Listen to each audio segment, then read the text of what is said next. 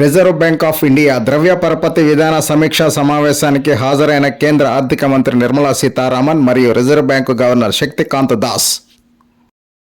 Reserve bank of India board ద్రవ్య పరపతి విధాన సమీక్ష సమావేశానికి హాజరైన కేంద్ర ఆర్థిక మంత్రి నిర్మల సీతారామన్ మరియు reserve bank governor Shaktikant Das.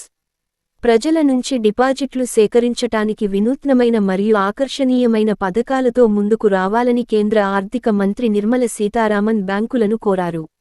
డిపాజిట్లు రుణాలు బ్యాంకింగ్ వ్యవస్థకు ద్విచక్రాలు అని అన్నారు. వాటిలో ఏది మందగించిన ఆర్థిక వ్యవస్థ కుంటుపడుతుందని అభిప్రాయపడ్డారు. అయితే డిపాజిట్స్ వృద్ధి రేటు నెమ్మదించిందని వ్యాఖ్యానించారు. బ్యాంకులు తమ కోర్ వ్యాపారమైన డిపాజిట్లను సమీకరించి అవసరమైన వారికి రుణాలు అందించడం పైన దృష్టి సారించాలని సూచించారు.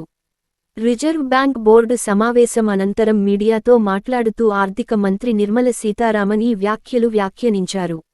Reserve bank governor Shaktikant Das ద్రవ్య పరపతి విధాన సమీక్ష సందర్భంగా మాట్లాడుతూ రుణాలపై వృద్ధి రేటు అధికంగా ఉంటే డిపాజిట్లు తక్కువగా ఉంటున్నాయని తెలియపరచారు.